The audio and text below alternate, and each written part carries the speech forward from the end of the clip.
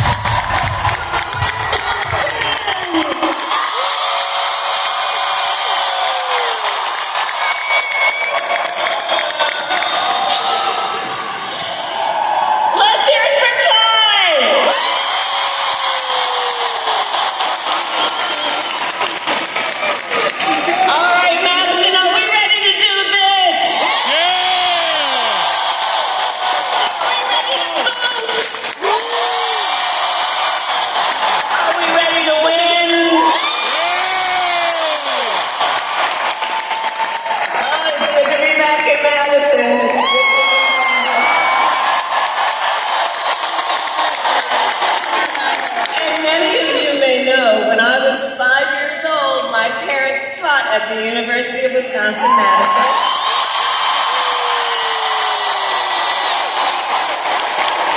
So for a time, my sister Maya and I lived not far from here in a house on Lake Mendota. So it's good to be back, and it is good to be with so many incredible leaders. And I first of all want to thank everybody who is here right now for taking the time you have taken to be here. I also want to thank our governor of Wisconsin, Evers, Governor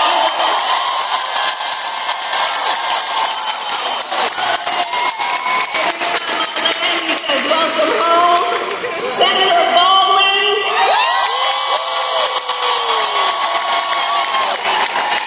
Representative Cocan.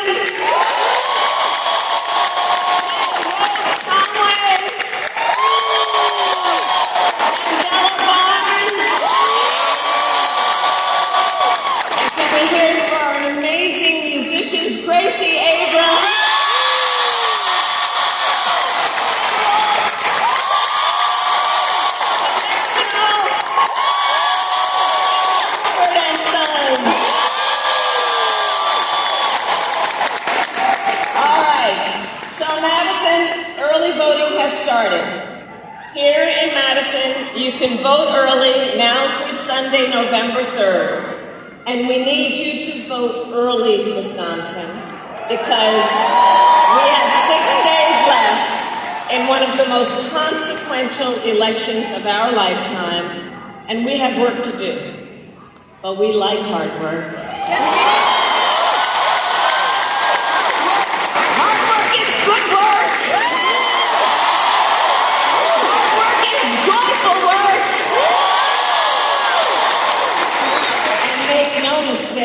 We will win.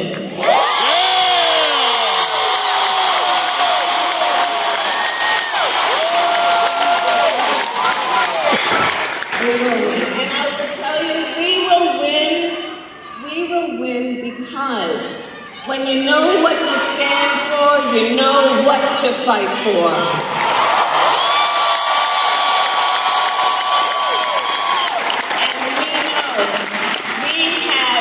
An opportunity hey, you know what?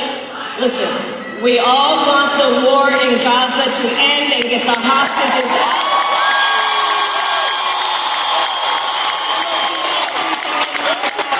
To make it heard and known, and everyone has a right to be heard, but right now I am speaking.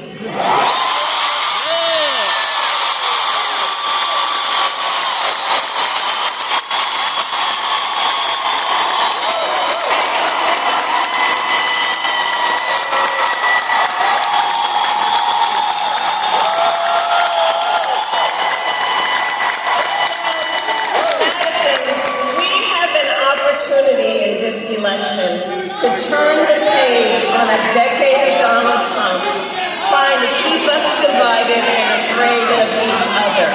That is who he is, but Madison, that is not who we are.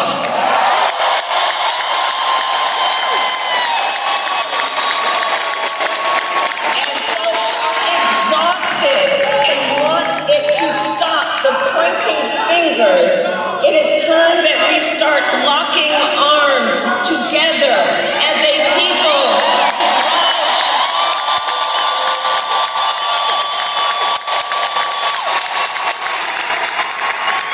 And it is time for a new generation of leadership in America.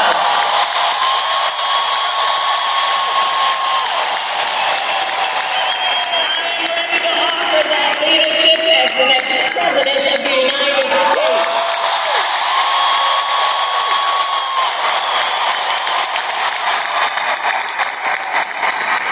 And Wisconsin, you know me.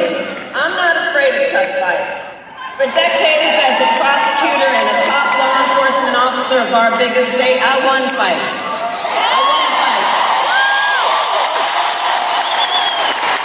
Against the big banks that ripped off homeowners, against for-profit colleges that scammed veterans and students, against predators who abused women and children, against cartels that trafficked in guns and drugs and human beings. And Wisconsin, if you give me the chance to fight on your behalf as president, there is nothing in the world that will stand in my way of fighting for you.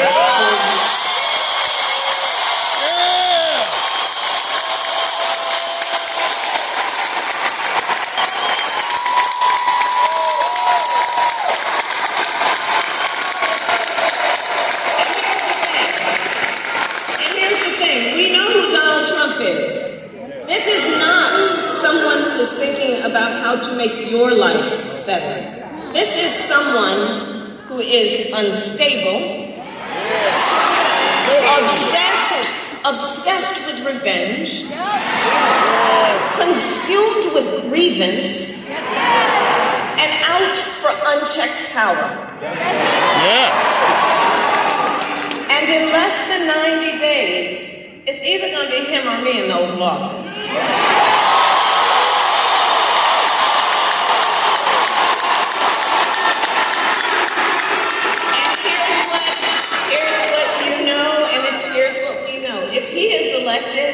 It's not going to happen, but if he were elected, on day one, Donald Trump would walk into that office with an enemies list. You know, he talks about the enemies from within. When I am elected, I will walk in with a to-do list.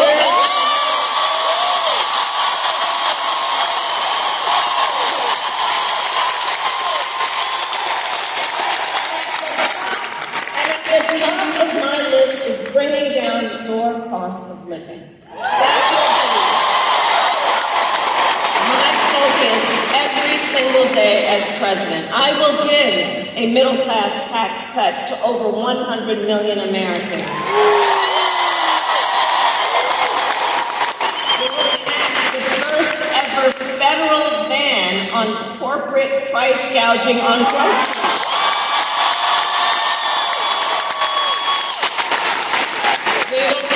Make sure hardworking Americans can actually afford a place to live.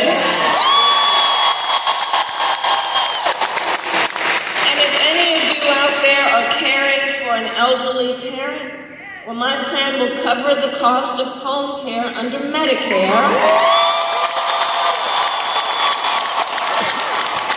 So that seniors can get the help and care they need to stay in their own homes. It's about dignity. And my plan will lower the cost of child care, cut taxes for small businesses. Do we have any small business owners here?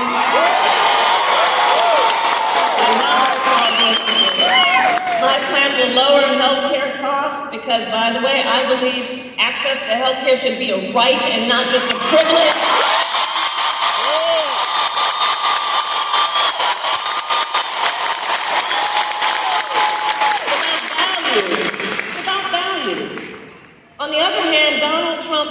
answer to the financial pressures you face, well, it's the same as it was last time. Another $1 trillion in tax cuts for billionaires and big corporations. And this time, you will pay for it with a 20% national sales tax on everything you buy that is imported. Clothes, food, toys, cell phones. A Trump sales tax would cost the average American family nearly $4,000 more a year. And on top of that, you would pay even more if Donald Trump finally gets his way and gets rid of the Affordable Care Act. Remember how many times he's tried to do that? And you're going because if he were successful, it would throw millions of Americans off of their health insurance and take us back to when insurance companies could deny people with pre-existing conditions. You remember what that was like? Well, we are not going back.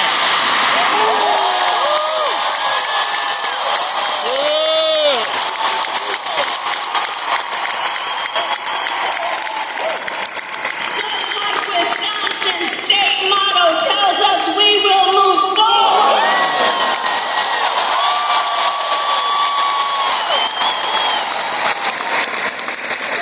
Because ours is a fight for the future, and it is a fight for freedom.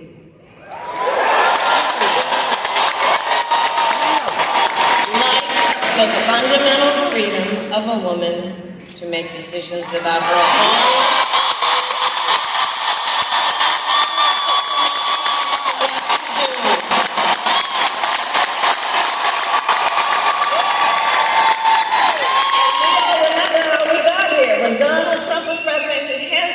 Three members of the United States Supreme Court with the intention that they would undo the protections of Roe v. Wade. They did as he intended, and now in America, 1 in 3 women lives in a state with a Trump abortion ban. Many with no exceptions even for rape and incest, which is immoral. Immoral. And look, Donald Trump's not done. He would ban abortion nationwide. Yes, even here in Wisconsin. And he would restrict access to birth control, put IVF treatments at risk, and force states, listen to this, force states to monitor women's pregnancies. Just Google Project 2025.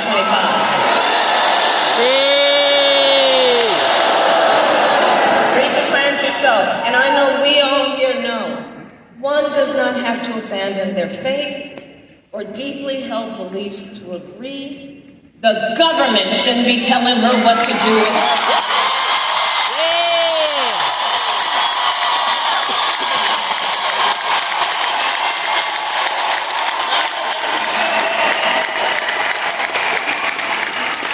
And when Congress, together with Tammy's help, when Congress passes a bill to restore reproductive freedom nationwide, as President of the United States, I will proudly sign it into law.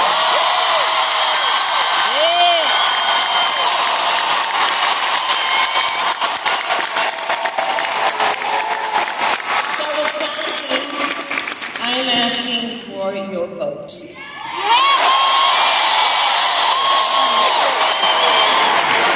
And here is my pledge to you. As President, I pledge to seek common ground and common sense solutions to the challenges you face. I am not looking to score political points. I am looking to make progress. And I pledge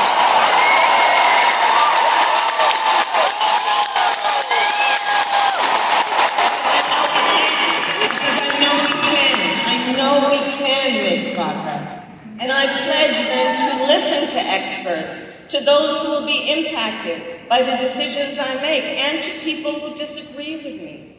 Because look, unlike Donald Trump, I don't believe people who disagree with me are the enemy. He wants to put them in jail. I'll give them a seat at my table.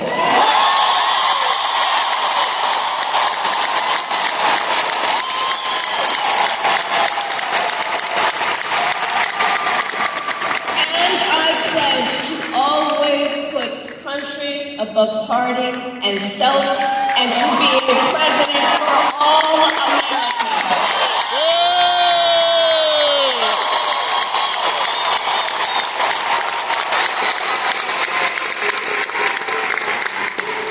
So it all comes down to this. We are here together for many reasons, but one of the most important. We are here together because we love our country. We love our country. And when you love something, you fight for it.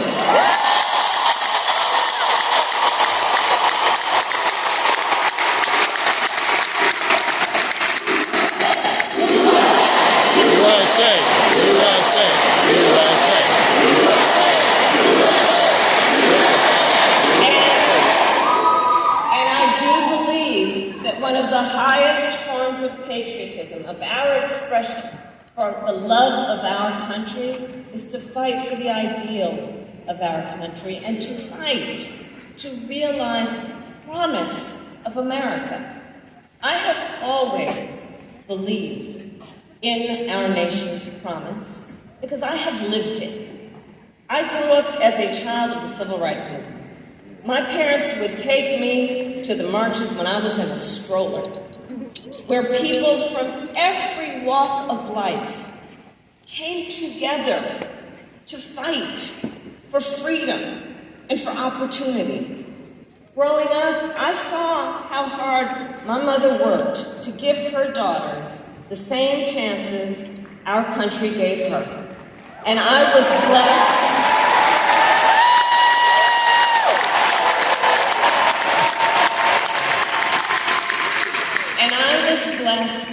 to have family by blood and family by love who instilled in me the values of community and compassion and faith. I've spent my life fighting for people who have been hurt or who have been counted out, but who never stop believing that in our country anything is possible. I have lived the promise of America. Yeah! And today I see the promise of America in all of you. Yes. In all of you. Everyone here. I see it in the women who refuse to accept a future without reproductive freedom.